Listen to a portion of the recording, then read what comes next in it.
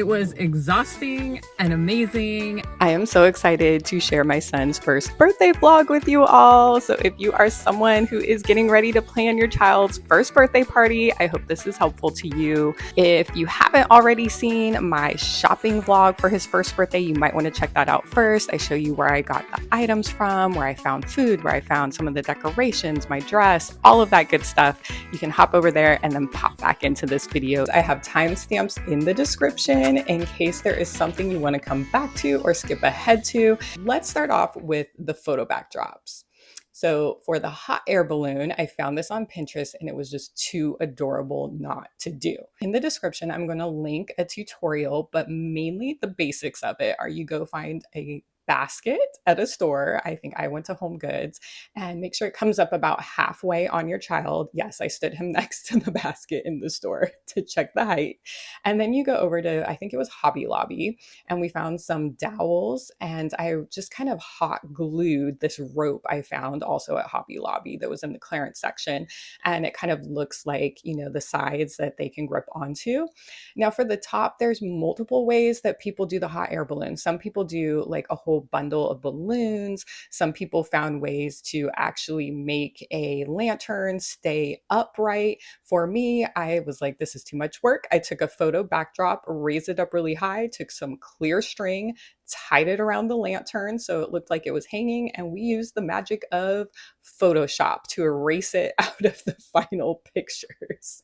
So it looks like it is just magically floating there, and then we ended up using some retouching to make the side poles look like they were touching or attached. So that was our hot air balloon photo backdrop. For the invisible flowers, I went and got tablecloths to set on the ground, and then I created the flower backdrop. You don't need much. You can go grab these bundles of flowers on sale at Hobby Lobby. Use some beading or wire cutters to cut them so that you can turn one bunch into many. I think this was only like 3 different bunches of flowers.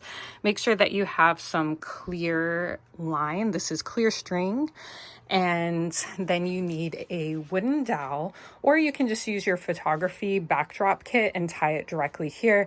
However, I'm using the kit for something right before, so I need to have the flower backdrop on something else that can be clipped on easily. After I cut the pieces how I wanted them, I tied some of the clear string onto the ends. I will hang them at differing heights, and then it will appear as if all of the flowers there are floating in the air.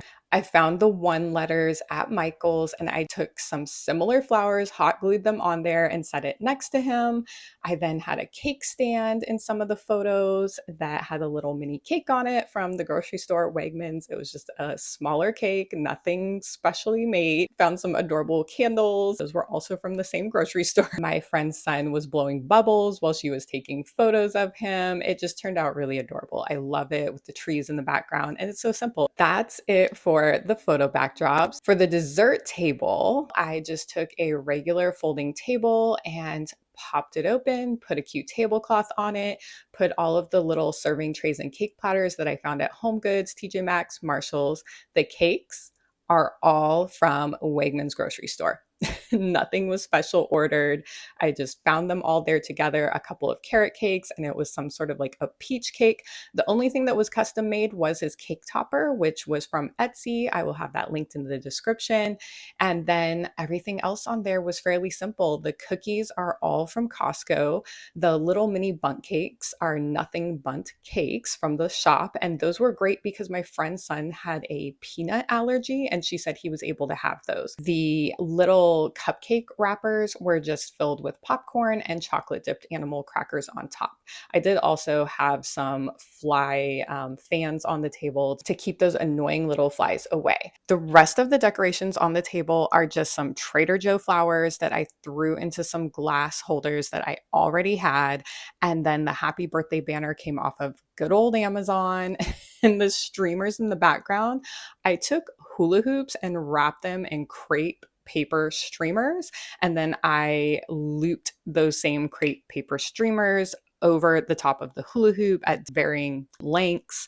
When we got there, we ended up cutting some of them to make them shorter. I did put little paper lanterns in them, but you couldn't see. The majority of them were kind of hidden by the crepe streamers. So I don't know. I wouldn't have done that in retrospect. I did bring like a tall step stool, and then some of the guys climbed up and were able to get them higher. I climbed up and got them on some lower branches. We had 6 throughout the party. So there were the 2 that were kind of the backdrop for the dessert table.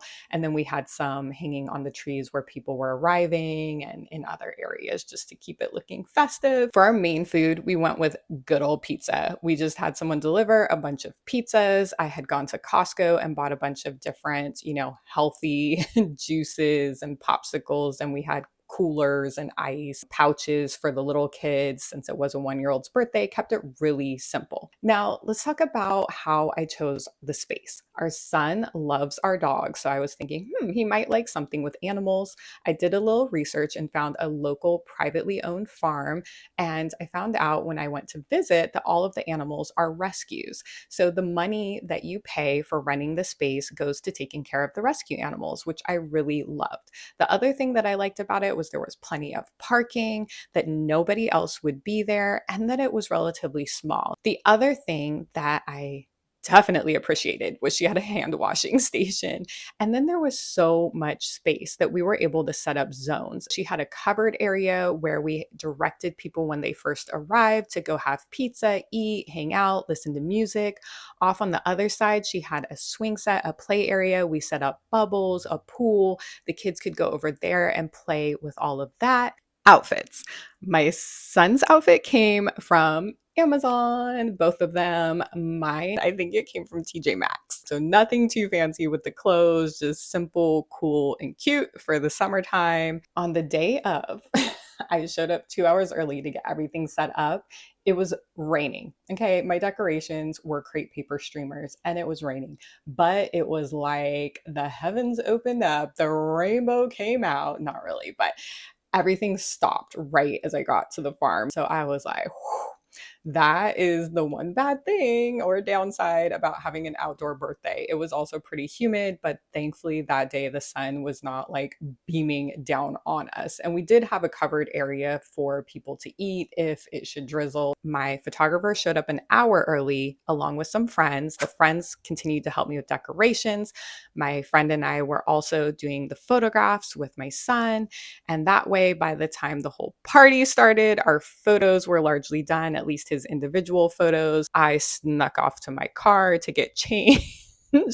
I had to sneak off around the corner to change into my dress, so I wore leggings and like this tank top. So when it came time to change, I just hopped in my car, pulled the dress on over my leggings, and hurried up and shimmied out of the shirt and zipped up the dress.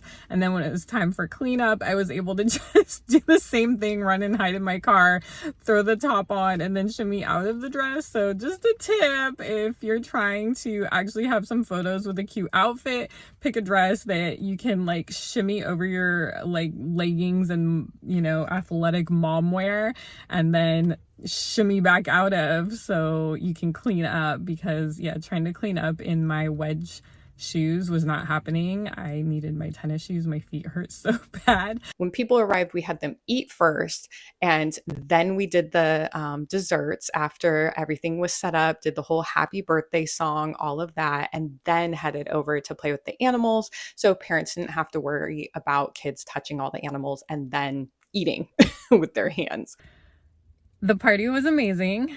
I was running all over the place, but thankfully all of our wonderful friends and family were there to help us. Birthday boy was happy the whole time. I think everything went off amazingly. I hope this video showed you that you can totally DIY your first birthday, or at least parts of your first birthday, or second or third or fourth. If you found anything in this video helpful or you liked it, please don't forget to subscribe and like the video, and I will be back soon.